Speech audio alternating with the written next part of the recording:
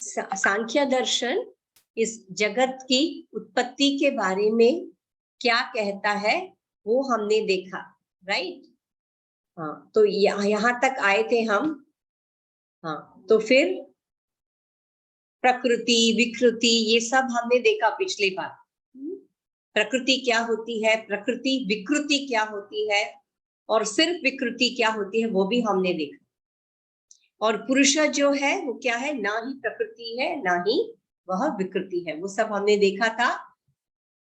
और फिर हमने ये भी देखा था पुरुष की व्याख्या, प्रकृति की व्याख्या, और प्रकृति से क्या क्या उत्पत्ति होती है वह हमने देखा, और कैसे उत्पत्ति होती है वह भी हमने देखा। ठीक है, वह मैं एक और बार समझाती हूँ कि वह कैसे उसकी उत्पत्ति होती है। जैसे मैंने कहा था, यह पुरुष है और यह प्रकृति है। यह प्रकृति है जो 3 गुणों से बनी है। उस रस्सी को याद रखना है, जब भी हम प्रकृति के बारे में बोलते हैं उस रस्सी को याद रखना है। उस रस्सी में 3 धागे हैं, एक है सत्व, दूसरा रजस और तीसरा तमस। तो यह प्रकृति पुरुष के कुछ कारणवश पुरुष के संपर्क में आ जाती है। जैसे ही पुरुष के संपर्क में, पहले बस तीनों गुण साम्य अवस्था में होती है, उस क्षण में प्रकृति अव्यक्त होती है। ये सर, हाँ जी युवराज जी, कुछ चाहिए आपको?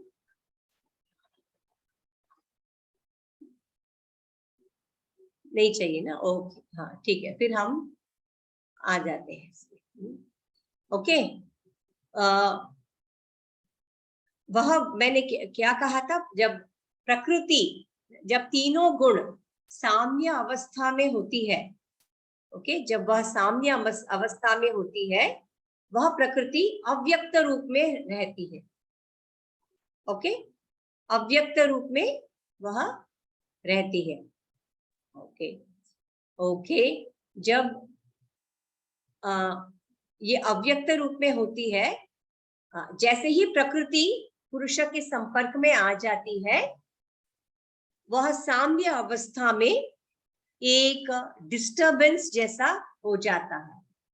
जैसे कि मैंने एक तालाब है, तालाब में अगर पत्थर फेंकेंगे तो उसमें तरंगे निकलती हैं, ठीक उसी तरह, यानी कि उस तालाब के पानी के ऊपर डिस्टरबेंस आ गया है, पत्थर फेंकने से डिस्टरबेंस हो गया है। ठीक उसी तरह जैसे ही प्रकृति पुरुष के संपर्क में आती है, यह 3 गुणों में एक डिस्टरबेंस, पहले इक्विलिब्रियम साम्य अवस्था में थे, फिर उसमें एक डिस्टरबेंस हो जाता है। ठीक है, उसमें डिस्टरबेंस हो जाता है। जब वो डिस्टरबेंस हो जाता है तब वहां से उत्पत्ति शुरू होती है, वहां से उत्पत्ति शुरू होती है। ओके, कैसे उत्पत्ति शुरू होती है वैसे हम देखते हैं अभी। मैं एक और शेयर करना चाहती हूँ मैं। ओके,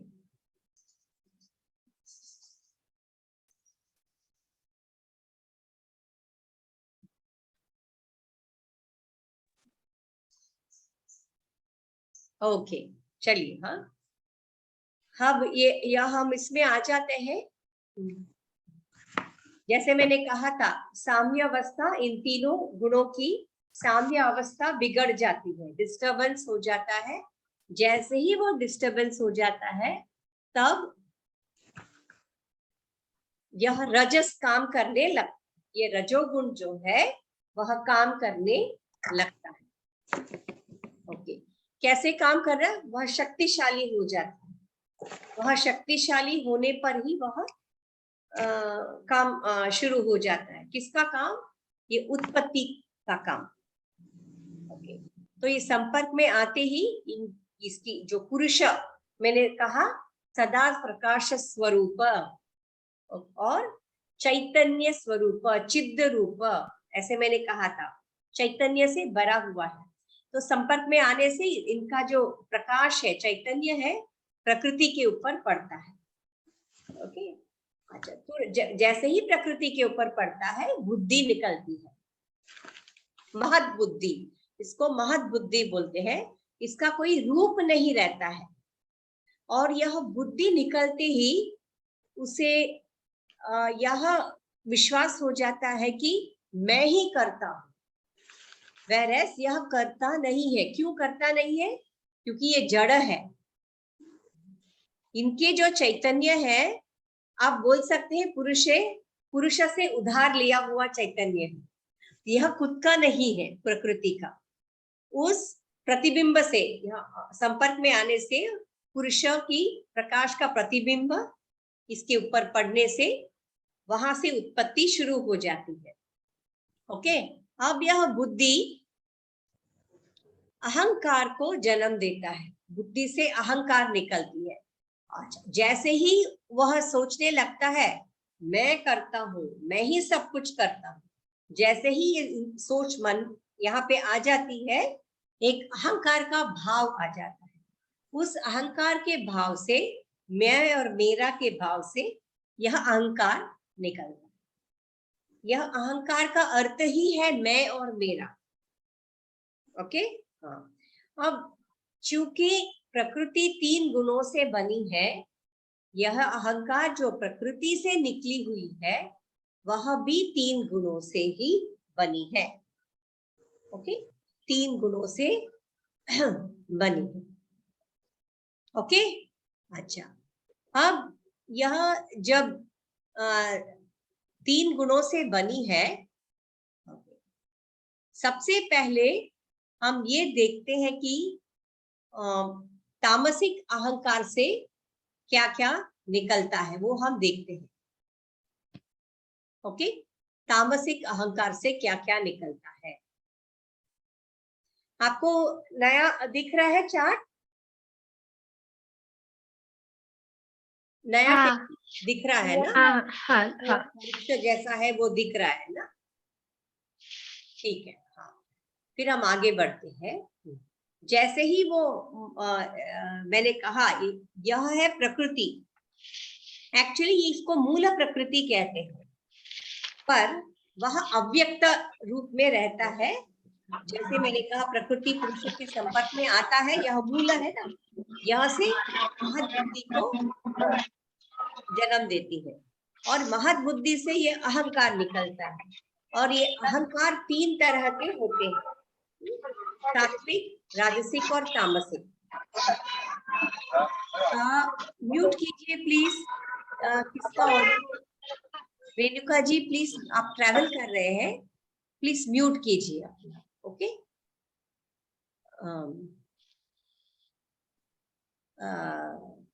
हाँ, तामसिक अहंकार से आप देखिए, पंच तन्मात्राणी, पंच महाभूतानी, ये दोनों निकलती हैं।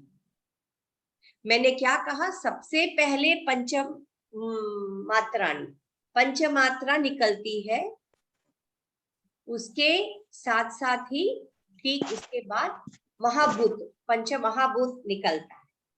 अच्छा, ये पंच तन्मात्राणी क्या क्या है?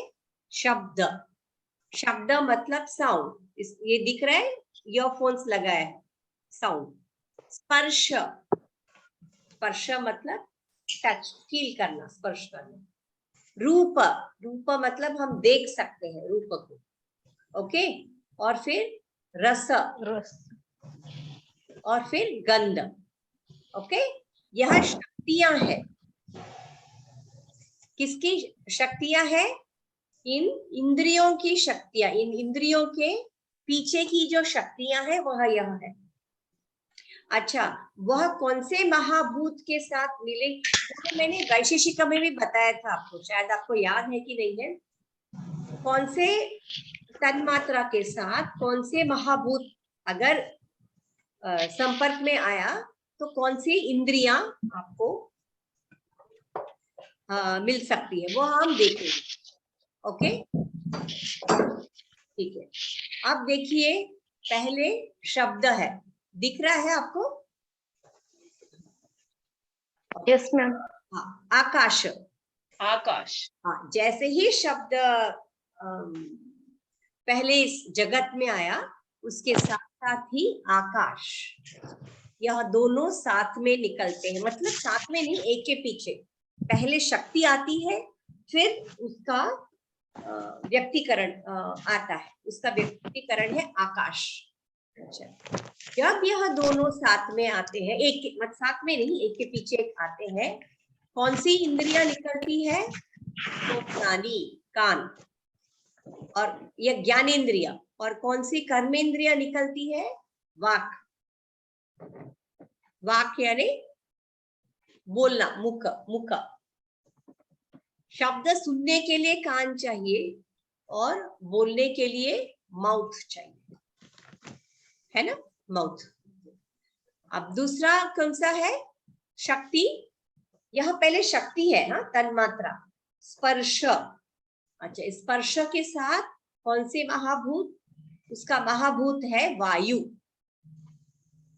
ठीक है, यह पिक्चर मैं आपको बाद में भेजती हूँ, पीपीटी के साथ में आपको भेज देती हूँ। स्पर्श के साथ वायु आता है। अच्छा, इसके साथ यह दोनों एक के पीछे आए तो कौन सा इंद्रिय निकलता है? स्पर्श इंद्रिय। स्पर्श का इंद्रिय कौन सा है, कोई बता सकता है? स्पर्श का इंद्रिय कौन सा है? त्वचा। त्वचा, त्वक, यही स्पर्श का इंद्रिय है। Right, okay.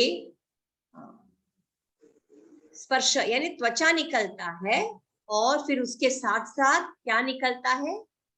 पड़ी। पड़ी, संस्कृत में पड़ी का मतलब है हाथ। हाथ कर्मेंद्रिय है। ठीक है, ये इसी क्रम से निकलता है। सब चीज का एक क्रम होता है, और इसी क्रम से वह निकलता है। और तीसरा आता है शक्ति, रूपम। रूपम मतलब देखने की शक्ति। वह शक्ति पहले आता है, और उसका महाभूत है अग्नि। देखिए, शक्ति रूपम का महाभूत है अग्नि। अच्छा, जैसे अगर तन्मात्रा भी आ गया है और महाभूत भी आ गया है, फिर उससे एक इंद्रिय तैयार होती है, वह है नेत्र। हाँ जी, आंख। आंखें, वेरी गुड, आंखें। आंखें निकलती है, फिर उसका कर्मेंद्रिय क्या है? पाद, पैर। ऐसे ही निकलते हैं। ओके, और तीसरा है, चौथा है रस। अलग अलग चीजें हमें रस लेने की, चखने की जो शक्ति है, वो शक्ति पहले आती है। और उसके साथ साथ आप मतलब जल। ओके, जल, इसकी ही महाभूत यह है आप। ओके, अच्छा, जैसे ही ये दोनों आ जाते हैं एक के पीछे, यह तामसिक अहंकार से आती है। हाँ, और ये जो ज्ञानेंद्रिय, कर्मेंद्रिय, मन, यह सात्विक अहंकार से आती है। हाँ, यह तामसिक अहंकार ऐसे चला जाता है, और ये सात्विक अहंकार। यह सब कुछ साइमल्टेनियसली हो रहा है। ठीक है, एक ही शॉट में हो रहा है, पर साइमल्टेनियसली हो रहा है, एक साथ। ओके, रस, जल, और हमें चखने के लिए क्या, कौन सी इंद्रिय चाहिए? जीभ। जीभ, हाँ, उसको रसेंद्रिय ऐसे बोलते हैं संस्कृत में। और उसका है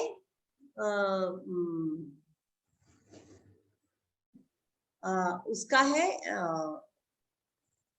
ये आई एम सॉरी, उपास्थान। उपास्थान क्या है?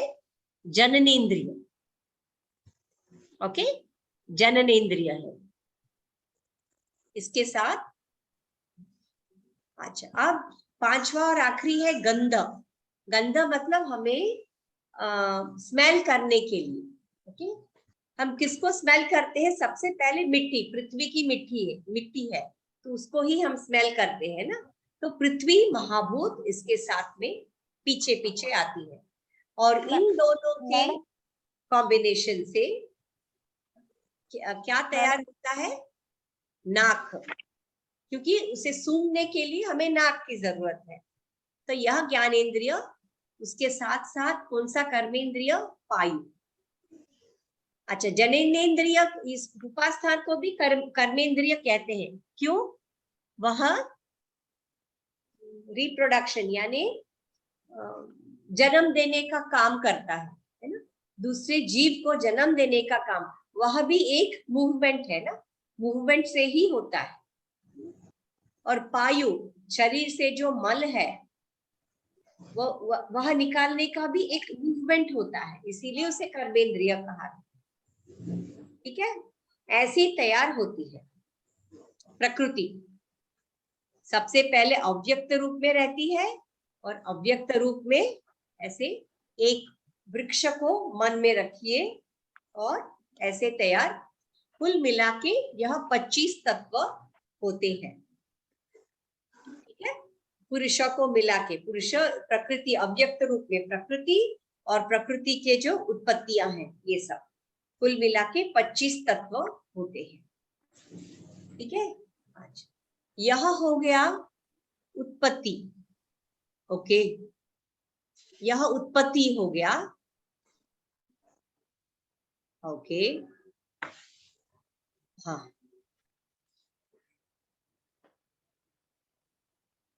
अच्छा, अब सवाल कहाँ से उठता है? यह उत्पत्ति का काम हो गया, बस उत्पत्ति के बाद क्या करना है? उत्पत्ति के बाद ऐसे ही नहीं रहना है ना, उसके बाद भी उसके उद्देश्य क्या है? मनुष्य का उद्देश्य, मनुष्य का उद्देश्य, मैंने ये जो 3 दुख बताए थे ना, आध्यात्मिक, आदि भौतिक और आदि दैविक, यह तीनों दुखों का नाश करना है। इन 3 तरह के दुखों को से छुटकारा पाना है, यही मनुष्य जीवन का उद्देश्य है। जब इन दुखों से हमें मुक्ति मिलती है, उसे कहते हैं, उस अवस्था को मोक्ष अवस्था कहते हैं, अपवर्ग ऐसे कहते हैं, और या उसे कैवल्य ऐसे कहते हैं।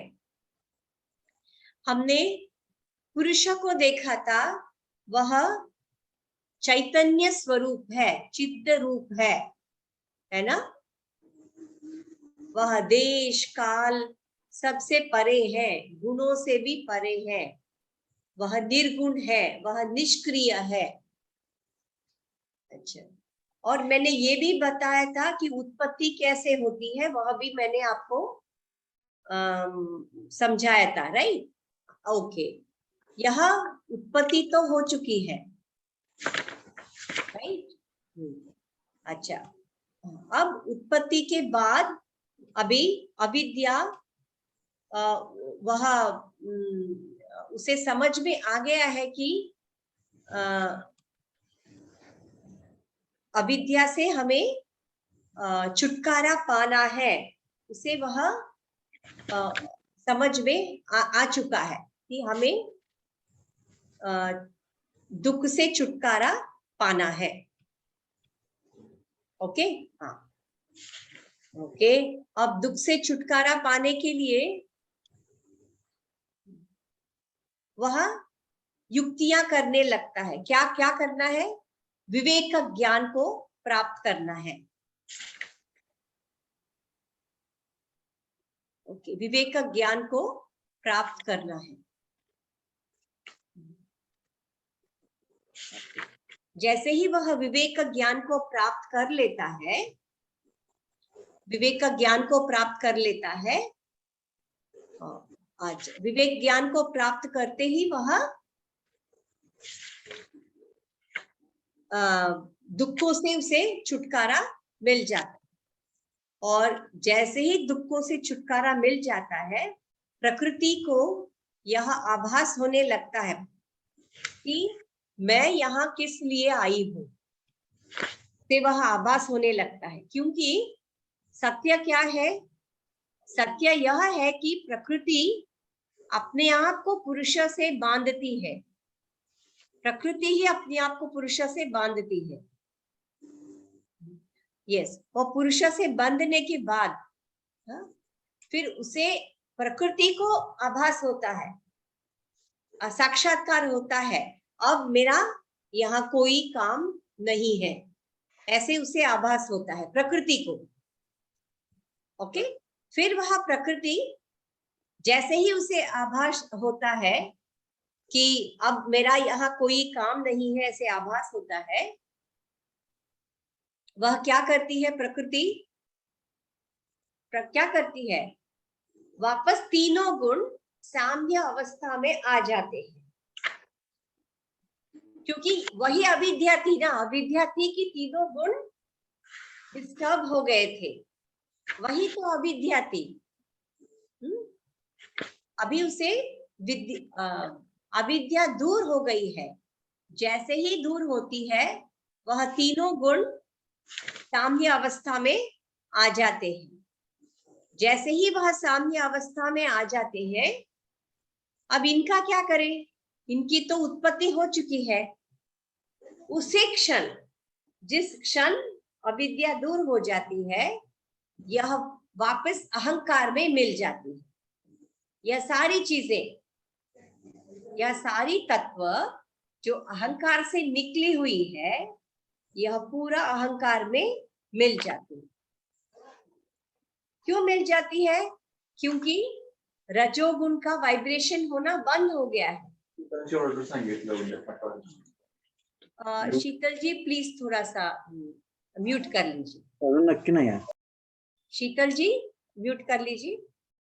तीनों गुण साम्य अवस्था में आ गया है ना, अभी रजस का कुछ काम ही नहीं है, तो तुरंत उसी क्षण वह तत्व, वह सारे तत्व अहंकार में मिल जाती है। और अहंकार में जो मैं और मेरा भाव था वो तो बंद हो चुका है, वह बुद्धि में लीन हो जाती है। और तुरंत यह बुद्धि प्रकृति, यही प्रकृति है ना, प्रकृति में लीन हो जाती है। क्योंकि प्रकृति को आभास, वह इतने समय से प्रकृति क्या सोच रही है? मैं पुरुष के लिए काम कर रही हूँ, पुरुष के भोग के लिए काम कर रही हूँ, या पुरुष के अपवर्ग यानी कैवल्य के लिए काम कर रही हूँ, ऐसा प्रकृति को आभास हुआ था। जैसे ही अविद्या दूर हो गई, उसे साक्षात्कार हो चुका है, तो मेरा यहाँ कोई काम नहीं है, मैं किस लिए आई हूँ? मैंने तो सोचा था पुरुषों को बंधन से छुड़ाने के लिए आई हूँ, ऐसे प्रकृति का यह सोच था। वह सोच जैसे ही साक्षात्कार हुआ है, वह सोच कल गया और प्रकृति वहां से पुरुष के बंधन से वो निकल जाती है। क्योंकि पुरुष क्या है? वह तो निष्क्रिय है, वह कुछ नहीं कर रहा है। पहले भी पुरुष साक्षी था, जब प्रकृति बंधन में आ गई है तब भी वह साक्षी ही था, बाद में जब प्रकृति निकल जाती है तब भी वह साक्षी रहेगा। इसको कहते हैं, योग के भाषा में कहते हैं प्रकृति में लीन होना, ऐसे योग की भाषा में कहते हैं। यह सांख्य है।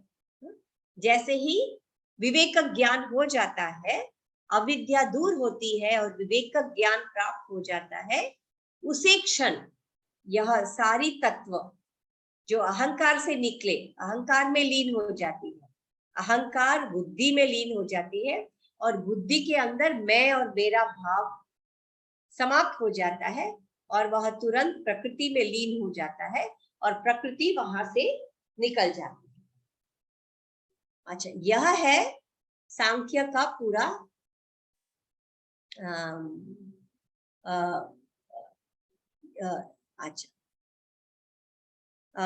अच्छा, इसको इंग्लिश में इन्वोल्यूशन कहते हैं। इन्वोल्यूशन मतलब वापस लीन होना, प्रकृति से जो जो तत्व निकले थे वापस प्रकृति में लीन होना, इसको इन्वोल्यूशन कहते हैं।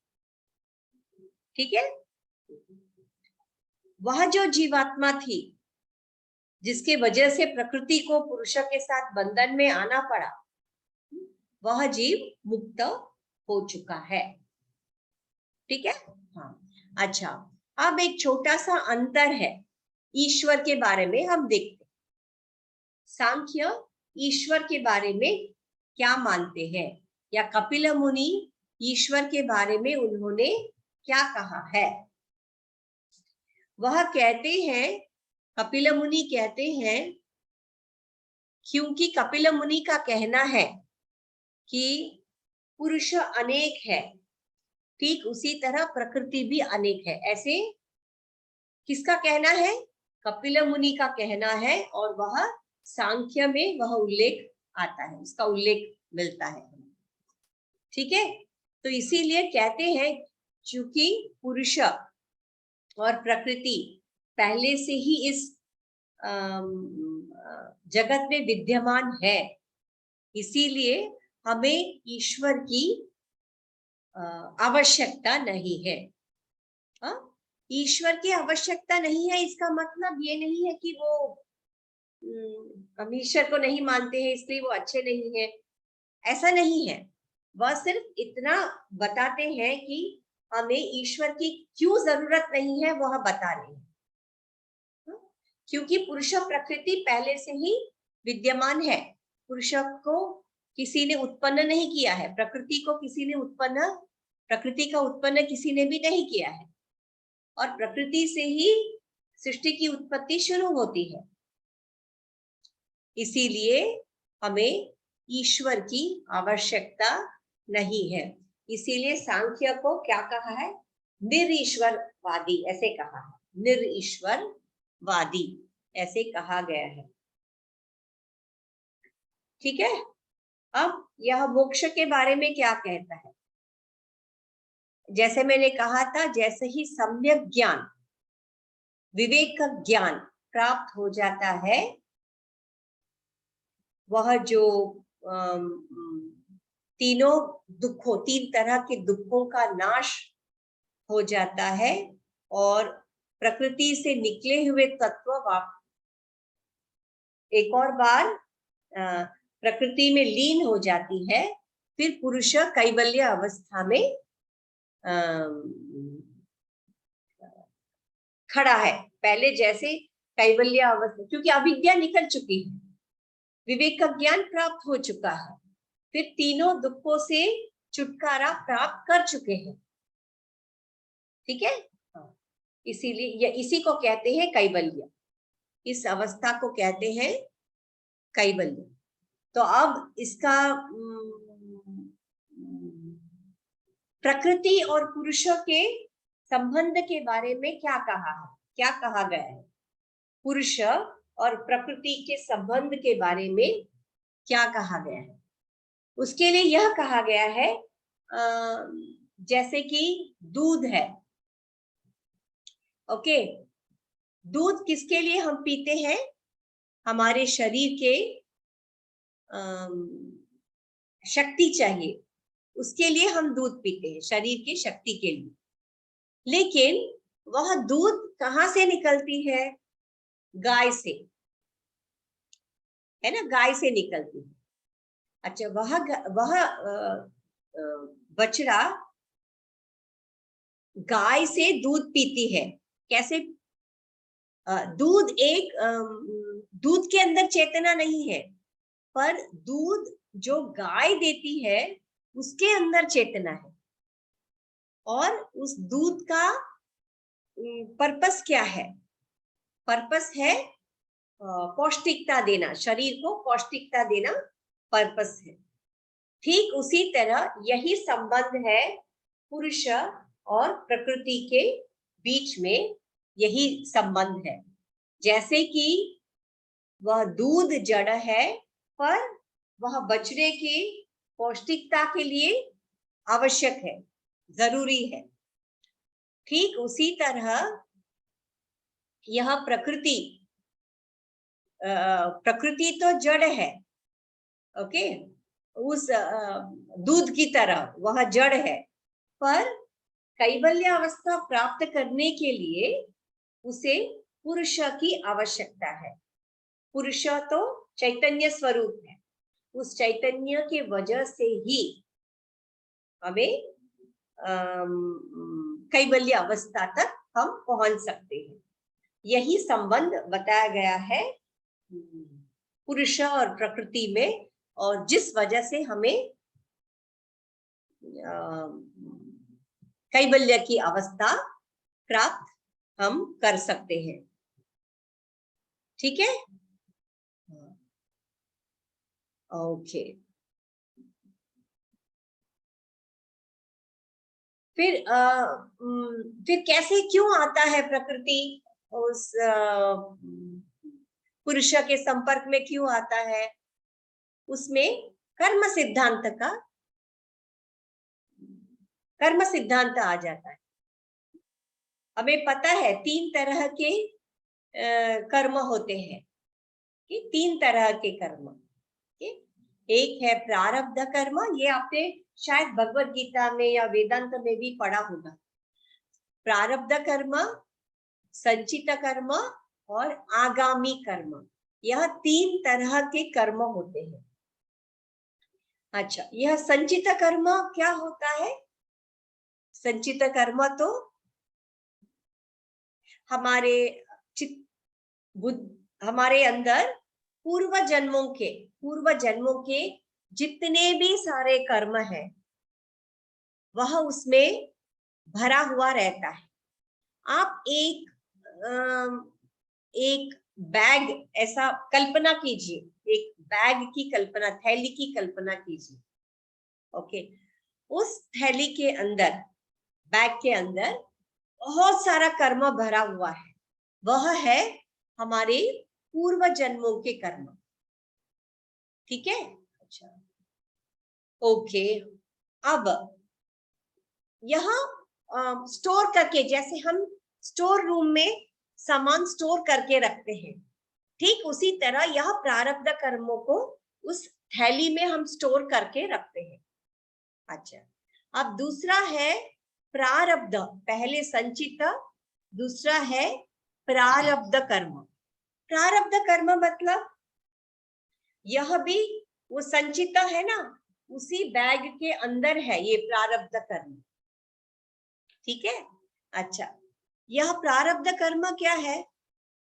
जैसे इस जन्म में हम जब आए हैं, हमें कौन से कर्म को भोगना है, कौन से कर्म का फल हमें भोगना है, उन कर्मों को हम प्रारब्ध कर्म ऐसा कहते हैं। और तीसरा क्या है? आगामी कर्म। आगामी कर्म, इसे लिख लीजिए क्योंकि वह प्रेजेंटेशन में नहीं है, वह यह इसको लिख लीजिए। यह आगामी कर्म क्या है? प्रारब्ध कर्म करते करते उस कर्म का भी फल हमें भोगना है ना। जब हम प्रारब्ध कर्म का फल को हम भोगते हैं, भोगते भोगते हम कुछ नया कर्म करते हैं, उस कर्म का फल फिर हमें कभी मिलेगा, उसे हम कहते हैं आगामी कर्म।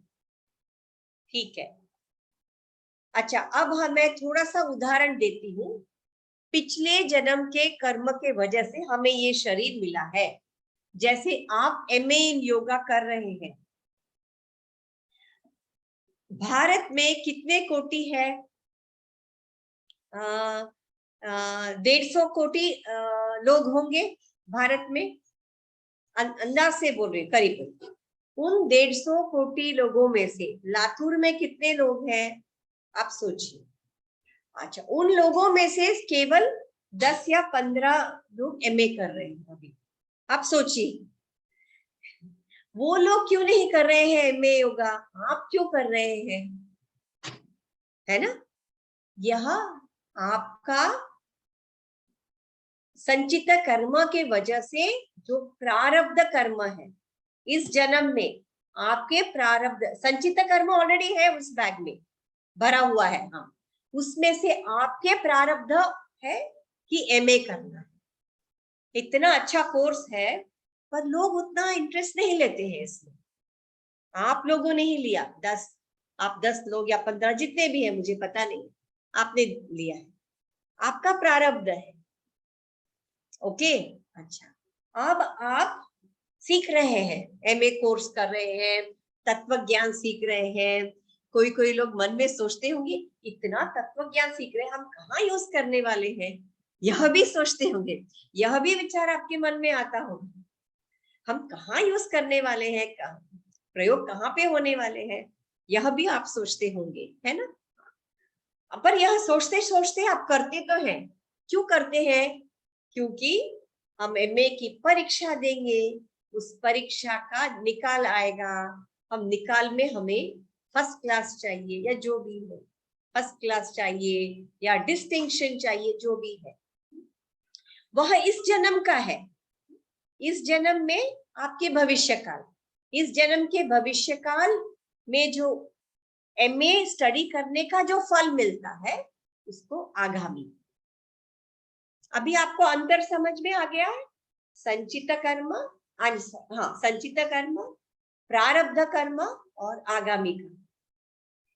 मैं तो कहूंगी आप तो 10-15 लकी लोग हैं जो आपको मन में आया एमए करना है, ऐसे आपने सोचा भी, वही बहुत बड़ी बात। अब हमें अच्छा लग रहा है एमए करने के लिए, आपने ओके, बोला तो। थैंक आणि यू मॅडम आप तुम्ही खूप छान शिकवता आम्हाला. ओके, म्हणजे पूर्ण समजून आम्हाला डीप मध्ये जाऊन छान शिकवता आणि खरंच आम्हाला असं वाटतं की योग शिकायला लागल्याचं सार्थक झालं. आम्हाला खूप छान वाटते. Oh, thank you so much, thank you so much. ये तो मेरा काम है वैसे। Thank you so much. ये है ना, ये ऑफ द टॉपिक बात नहीं, टॉपिक नहीं है। यह तत्व ज्ञान जो है यह गणित जैसा है थोड़ा। गणित में क्या है, आपको ना समझ में आया तो ही आप लिख सकते हैं। जैसे बाकी के पेपर में कैसे हम रट्टा, समझ में नहीं आया तो भी रट्टा मार के हम पेपर लिख के आ जाते हैं, है ना। पर यह एक विषय है, गणित की तरह है। आपको समझ में आया तो आप खुद अपने शब्दों में लिख सकते हैं। अगर समझ में नहीं आया, रट्टा मार के भी गए तो भी आपको लिखना नहीं होगा, ऐसा है। Thank you. चलो, मुझे अच्छा लग रहा है कि आप सुन रहे हैं। ओके, तो यह है कारण कि प्रकृति और पुरुष का संबंध है, कि प्रकृति पुरुष के संपर्क में क्यों आती है, वह सबसे बड़ा प्रश्न है ना। ठीक है, तो यह है सांख्य का ज्ञान। अब हम करते हैं, यह सांख्य समाप्त हो चुका है। अब हम तुरंत कुछ सवाल प्रश्न है। हाँ जी, स्वर्णा जी। सुवर्णा जी, हाँ, मैं बोलना चाहूंगी। मैं आपने अभी मैम आप सिखा रही है कुछ दिनों से कि अधिदैविक, अधिभौतिक और आध्यात्मिक, इसके बारे में। तो मैं वर्तमान जीवन से जुड़ा हुआ प्रश्न पूछना चाहूंगी कि अगर हम संसार के दुख में हैं तो हम कौन से इस अधिदैविक, अधिभौतिक, इन दोनों में से किस तरह में आते हैं? नहीं, आप संसार के कौन से दुख है, आपको क्या दुख हो रहा है बोलिए, फिर मैं बताऊंगी कि वो आदि दैविक है कि आदि भौतिक। नहीं, अगर मैं अभी सपोज किसी आर्थिकता में हम फंसे हैं तो उसे क्या कहेंगे हम? आर्थिक मतलब फाइनेंशियल प्रॉब्लम। हाँ, तो अब अभी आदि भौतिक में वो कन्वर्ट होगा क्या? यस, वो आदि भौतिक। आर्थिक का मतलब क्या है, वो है फाइनेंशियल प्रॉब्लम, है ना। हाँ, फाइनेंशियल प्रॉब्लम। अगर फाइनेंशियल प्रॉब्लम है, वो सबसे पहले कर्म, मैंने ये तीनों बताया था ना, कर्म की कैटेगरी डाली है पहले। संचित कर्म के वजह से प्रारब्ध कर्म आता है, उसमें से इस जन्म में जो भोगना है। मैंने एमए का उदाहरण दिया, वो एक अच्छा उदाहरण था। ठीक उसी तरह पिछले जन्म कुछ कुकर्म भी हमने किया होगा। आपकी बात नहीं कर रही हूँ, मैंने भी, हम नहीं सब नहीं, मैं उदाहरण के लिए पूछ रही हूँ हाँ कि हाँ अगर मुझे ये कन्वर्ट करना है कि हाँ अधिदैविक, मैं अभी मैं कुछ सोच रही हूँ, हाँ हाँ अभी मैं विचारों का दुख मान रही हूँ, विचारों से दुख मान रही हूँ, तो मैं किस स्तर में आऊंगी? वो अधिदैविका में विचारों आऊंगी से, या आध्यात्मिक में आऊंगी? वो विचारों से जो होता है वह आध्यात्मिक है। अच्छा, हाँ विचार से जो होता है, अब दूसरे प्राणी की वजह से आपको फाइनेंशियल प्रॉब्लम हो गया है, हाँ, वो आदि भौतिक हो गया है। अच्छा, अगर मान मैं लीजिए मैं एक किसी के एग्जाम्पल मोह दे रही में, हूँ, मैं एक उदाहरण दे रही हूँ। हाँ सपोज मैं कहीं नौकरी पे जा रही हूँ, एक उदाहरण दे रही हूँ, वो है नहीं। हाँ हाँ, दीजिए अच्छा, दीजिए। मैं एक कहीं नौकरी पे मैं जा रही हूँ, वहां उस कंपनी में थोड़ा उनका नुकसान हो गया है, ठीक है, और उस वजह से वो मुझे पैसे नहीं दे रहे हैं। हम्म, एक उदाहरण की बात कर रही हूँ, हाँ। तो वो क्या हो गया, कौन सा दुख हो गया? सबसे आदि पहले भौतिक। वह आदि भौतिक हो गया, कॉम्बिनेशन भी हो सकता है, हाँ। दूसरी बात, उसका विचार कर रही हूँ, वही चीज में विचार कर रही हूँ, तो वह आध्यात्मिक हो गया। अच्छा, यह कर्मों का मूल कहाँ पर आता है? यह प्रारब्ध में आता है, वह प्रारब्ध में आएगा। कर्म की बात कर रही हूँ, सबसे पहले कर्म की बात करना है कि किस वजह से आए हैं, फिर वो दुखों की बात। ठीक है, ये आपका हमारा प्रारब्ध है कि वैसा मेरा साथ हुआ है, वो कंपनी का नुकसान हुआ, उन्होंने मुझे हाँ, पैसे नहीं दिए, वह अभी प्रारब्ध है, कर्म। और दुख कौन सा है? वह आध्यात्मिक है, और कॉम्बिनेशन है तीनों का। आदि दैविक मतलब क्या? अरे मेरे शायद नसीब में ऐसा लिख, आपने कभी सुना है ऐसा कहते हुए?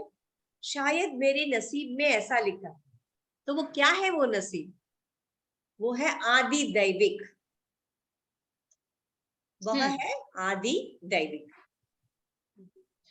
मैंने ये सवाल इसीलिए पूछा कि अगर आप बता रही है आदि दैविक के बारे में, आदि भौतिक के बारे में और आध्यात्मिक के, अगर मैं इसे अपने जीवन में अप्लाई करना चाहूँ तो इसको किस नजरिया, इसको अगर नजरिए से देखना चाहूंगी तो कैसे कन्वर्ट होगा मेरा जीवन? अभी मैं जो कर रही हूँ वो कौन सा दुख है, अधिदैविक है या अधिभौतिक है? इसीलिए मैंने पूछा मैम, हाँ, बस वेरी गुड, पूछी। आपने बहुत अच्छा सवाल किया। मैं ये कह रही हूँ, ये उसका कॉम्बिनेशन है।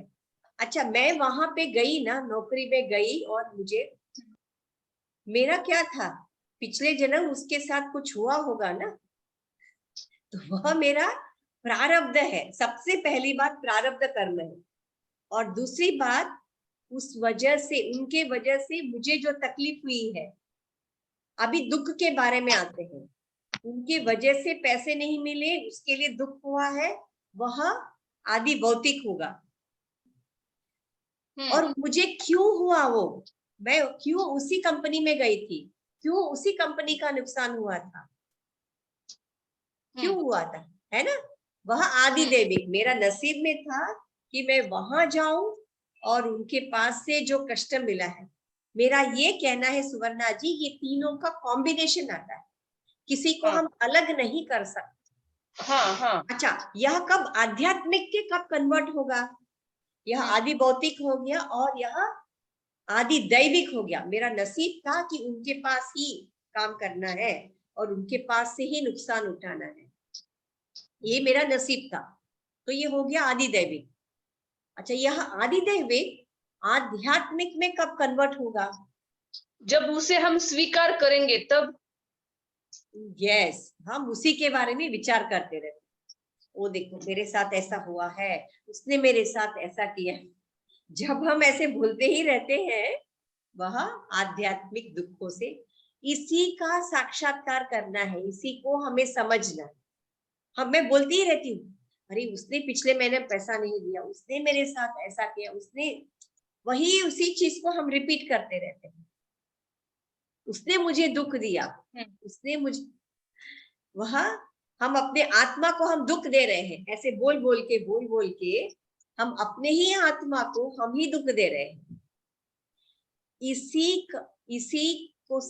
इसको समझना ही विवेक का ज्ञान है कि यह दुख कुछ भी नहीं है, उसका मूल कारण है ये संचित कर्म, प्रारब्ध कर्म, यही उसका मूल कारण है। हमने उस कर्मों को ही नाश किया तो अब मन में कभी विचार आया, इस कर्मों को ही नाश किया तो उसी से विवेक का ज्ञान प्राप्त होती है ना, उसी से अविद्या दूर होती है विवेक का ज्ञान प्राप्त करने से।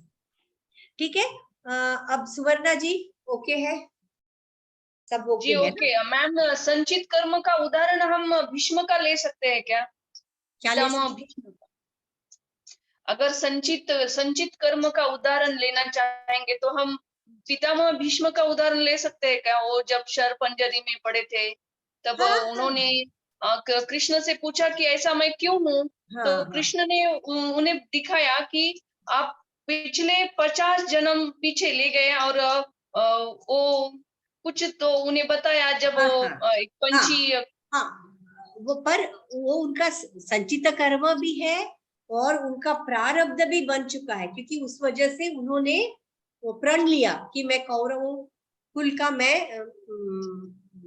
रक्षा करूंगा, वो रक्षण प्रण ले लिया ना उन्होंने, जिस वजह से वो उनको गलत, वह काम गलत है पता है तो भी वह कर रहे थे, है ना।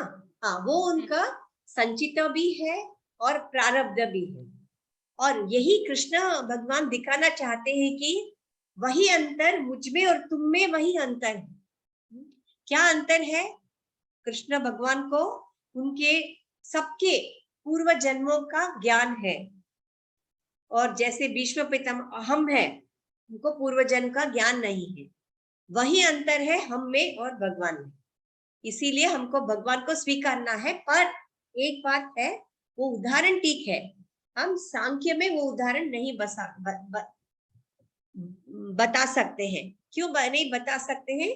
वह कहते, सांख्य कपिल मुनि कहते हैं कि ईश्वर को मानना जरूरी नहीं है, आवश्यक ही नहीं है। इसीलिए प्लीज जब आप उत्तर पत्रिका लिखते हैं, लिखते वक्त बहुत सोच समझ के उत्तर लिखिए, उदाहरण भी अपने मन से मत दीजिए, जो पुस्तक में दिया गया है वही उदाहरण को लिखिए। कभी कभी आपका उदाहरण गलत हो सकता है, उदाहरण गलत हुआ तो पूरा ही उत्तर आपका गलत हो जाएगा। ठीक है, उदाहरण सही है लेकिन सांख्य में नहीं लिख सकते, क्योंकि यही कर्म सिद्धांत वेदास में भी आता है, वेद उपनिषद में आता है, महाभारत रामायण में आता है कर्म, तो वहां पे हम बता सकते हैं यह उदाहरण, पर ये सांख्य में वह उदाहरण हम नहीं दे सकते। तो उत्तर पत्रिका या बोलने में सब कुछ अच्छा लगता है, हाँ, पर उत्तर पत्रिका लिखते वक्त बहुत सोच समझ के उदाहरण लिखिए। मैं तो कहूंगी जो पुस्तक में दिया गया है वही उदाहरण लिखिए। ठीक है, हम वाद विवाद करते हैं, तर्क वितर्क करते हैं, उस समय में हम यह उदाहरण ले सकते। ओके, ठीक है। अब यहाँ पे सांख्य का समाप्त हो चुका है, अब हम योग थोड़ा सा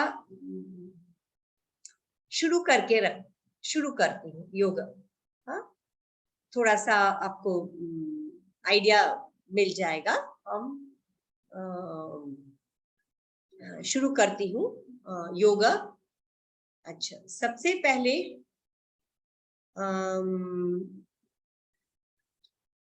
योग हमें क्यों सीखना है, सबसे पहला प्रश्न। ओके, सांख्य हमारा खत्म हो चुका है, हम अच्छा योग ज्ञान, योग शास्त्र, अभी हम योग दर्शन हम अभी शुरू करते हैं। सबसे पहले हम ये प्रश्न का उत्तर देना है। सबसे पहले जब कोई भी शास्त्र हम सीखते हैं, हमें हमारा ध्येय क्या है, वह दर्शन, वह शास्त्र सीखने का ध्येय क्या है। ओके, सो योग सीखने का, योग शास्त्र सीखने का ध्येय क्या है? वह, क्योंकि पतंजलि महर्षि ने कहा है योगः चित्त वृत्ति निरोधः, ऐसे कहा है। ठीक है, अगर योग चित्त वृत्ति निरोधः कहा है तो उन्होंने उसका मेथड भी तो दिया होगा, है ना? वृत्तियों का निरोध कैसे करना है वह भी तो उन्होंने दिया है। उन्होंने 3 मेथड दिया है कि वृत्तियों का नाश करने का 3 मेथड उन्होंने दिया है। ओके, वह क्या है? अभ्यास वैराग्य, और मध्यम कोटि के साधकों के लिए क्रिया योगा, और अधम कोटि साधकों के लिए अष्टांग योग। ठीक है, और फिर क्या दिया है? चित्त के 5 रूप होते हैं, रूप वो नहीं बोल सकते हैं, या ऐसा कह सकते हैं स्टेजेस। चित्त के स्टेजेस, 5 स्टेजेस होते हैं, यानी 5 भूमियां होती है, उसके बारे में उन्होंने बताया है। और क्या क्या सीखना है उसमें? पंचवृत्तियों के बारे में बताया है ना? वृत्तियां 5 होती है। और क्या बताया है? क्लिष्ट और अक्लिष्ट होती है। हाँ जी, क्लिष्ट और अक्लिष्ट होती है। Very good. क्लिष्ट और अक्लिष्ट वृत्ति बताया है। और क्या क्या बताए हैं? और आप बता सकते हैं और क्या क्या? उन्होंने ये भी बताया है कि अंतराया मतलब योग चित्त वृत्ति निरोधक को, अष्टांग योग, हाँ, योग चित्त वृत्ति निरोधक को क्या रास्ते में क्या क्या बाधाएं आती है वह उन्होंने बताया है।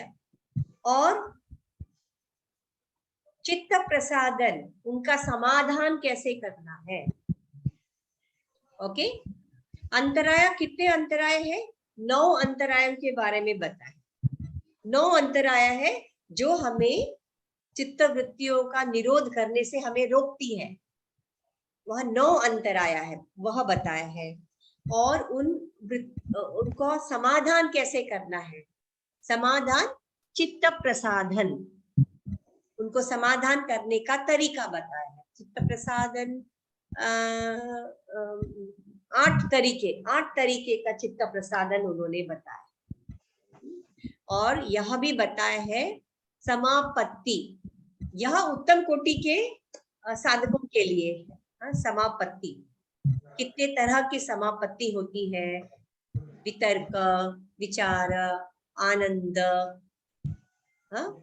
अस्मिता, आनंद, 4 तरह के बताए। ठीक है, यह सब उन्होंने बताया। और यह भी बताया है क्लेश, कितने तरह के क्लेश? 5 तरह के क्लेश होते हैं।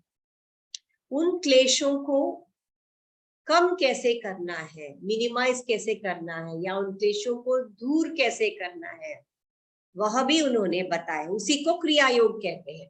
यह मध्यम कोटि के साधकों के लिए है, वह भी बताया है। और क्लेश को नष्ट, पूरी तरह से नष्ट कैसे करना है। नष्ट कब होगा? जब हमें यह ज्ञात होगा, यह तदा दृष्टु स्वरूपे अवस्थानम, जब वह पुरुष उस स्थिति में होगा, उस अवस्था में होगा पुरुष, तब ही पुरुष प्रकृति अलग हो जाते हैं। उसी से क्लेशों का नाश होता है, पूरी तरह से क्लेशों का नाश होता है। फिर यह भी बताया है अधम कोटि के साधकों के लिए, मैंने ये कहा, क्या उन्होंने क्या बताया है? अष्टांग योग। आपने तो सुना होगा अष्टांग योग के बारे में, आप तो एमए कर रहे हैं ना। अष्टांग योग आपने सुना होगा। क्या क्या आता है? यम, नियम, आसन, प्राणायाम, प्रत्याहार, प्रत्याहार, यस, और बताइए। धारणा, ध्यान, समाधि। Yes, very good. यह अष्टांग योग है। यह दूसरे पाद में, पहले पाद समाधि पाद उत्तम कोटि के साधकों के लिए, और साधन पाद यह दूसरी अध्याय है। उसको अध्याय नहीं कहते हैं, पाद कहते हैं। वह साधन पाद, वह मध्यम कोटि साधकों के लिए बताया गया है कि क्रिया योग का अभ्यास करना है। और मैंने ये भी कहा था अधम कोटि साधकों के लिए अष्टांग योग। अच्छा, उनमें से यह साधन पाद में आता है। ठीक है, साधन पाद। मैम अधम का अर्थ क्या होता है? अधम मतलब जो नीचे मतलब नीचे नहीं बोल सकते हैं, जो बिल्कुल नए हैं, जैसे हम लोग, हमें योग का बिल्कुल ज्ञान नहीं। मध्यम क्लास, मीडियम क्लास? नहीं, हम अधम मतलब सबसे लोअर, कमी दर्जाचे। यस, कमी दर्जा से। वेरी गुड, वो सही अर्थ, कमी दर्जा। जैसे हम लोग, हम सब है, हमें योग का ज्ञान नहीं है, तो हमें अष्टांग योग से शुरुआत करना। ओके, हाँ, तो उनमें से अष्टांग योग। अच्छा, अष्टांग योग क्यों करना है, यह एक और प्रश्न है। हर बार हमें अपने आप से पूछना है, अच्छा हम यह करते हैं, यह किस लिए करना है, क्यों करना है? तो अष्टांग योग हम इसीलिए करते हैं, विवेक ख्याति। जैसे मैंने अभी सांख्य में कहा था, विवेक ख्याति कहा था ना मैंने, ठीक उसी तरह वहां पे हमने विवेक का ज्ञान का शब्द प्रयोग किया था। उसी से अविद्या दूर होती है। पर यहाँ योग में क्या कहा गया है, पतंजलि ऋषि ने क्या कहा है, विवेक ख्याति और अशुद्धि क्षय। हमारे चित्त में जितनी भी अशुद्धियां हैं उनका क्षय करना है, उनको समाप्त करना है। अशुद्धि क्षय, अशुद्धि का क्षय करने से हमारे चित्त के अंदर ज्ञान दीप्ति, एक ज्योति, ज्ञान की ज्योति निकलती है। और फिर क्या मिलता है, विवेक ख्याति। इन तीनों कारण है, इसीलिए हमें अष्टांग योग करना। ठीक है।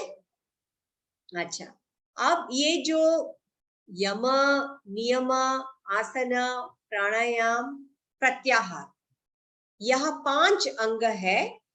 यह 5 अंग साधन पाद में आता है।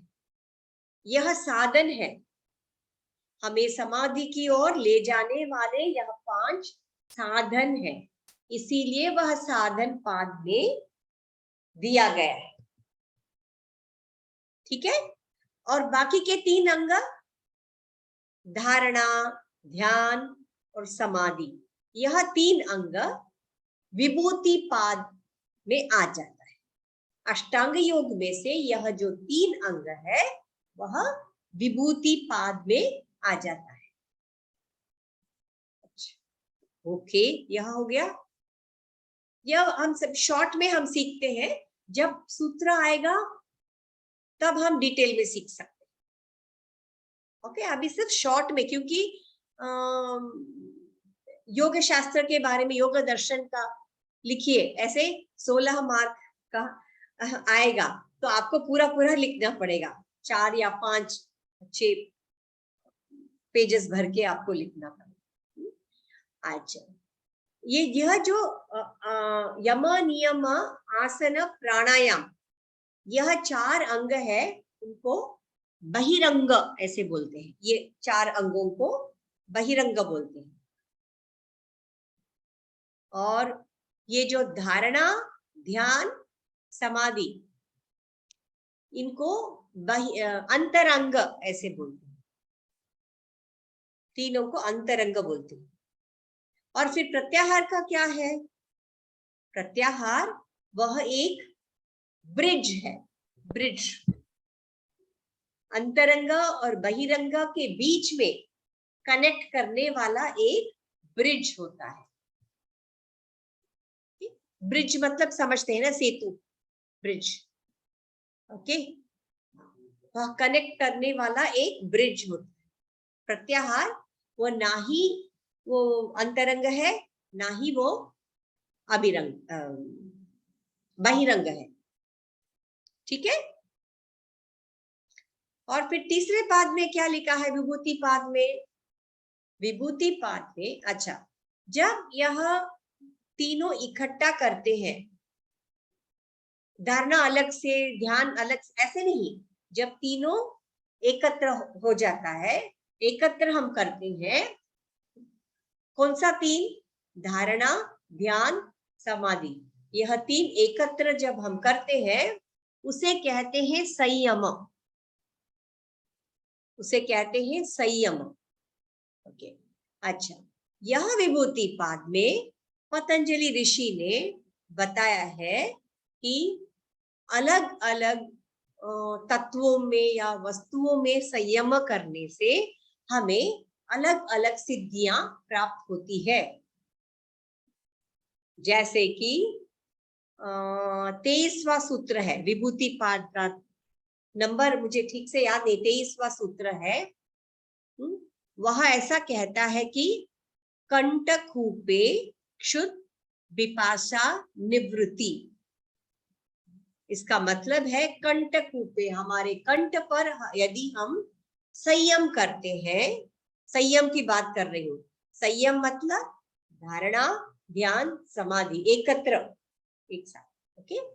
जब हम करते हैं कंठ के ऊपर, जब हम संयम करते हैं, क्षुद् विपाशा निवृत्ति, ओके। क्षुद् विपाशा यानी भूख और प्यास से हम निवृत्त हो जाते हैं। यहाँ ना ही आसन के बारे में बताया गया है, ना ही प्राणायाम के बारे में बताया गया है, कुछ नहीं। ये सब कहते हैं इस कंठ के ऊपर जब हम संयम करते हैं तो हमें भूख, क्षुद् विपाशा, भूख और प्यास से हम निवृत्त हो जाते हैं। यस, अब हमारा समय समाप्त हो चुका है। यहाँ पे मैं आज यहाँ रुकती हूँ। हम नेक्स्ट क्लास में हम मिलते हैं। मैडम रिकॉर्डिंग स्टॉप कीजिए, होस्ट अपन। हाँ जी, रिकॉर्डिंग स्टॉप कीजिए, होस्ट आपको किया है। आई एम सॉरी, एक सेकेंड। अभी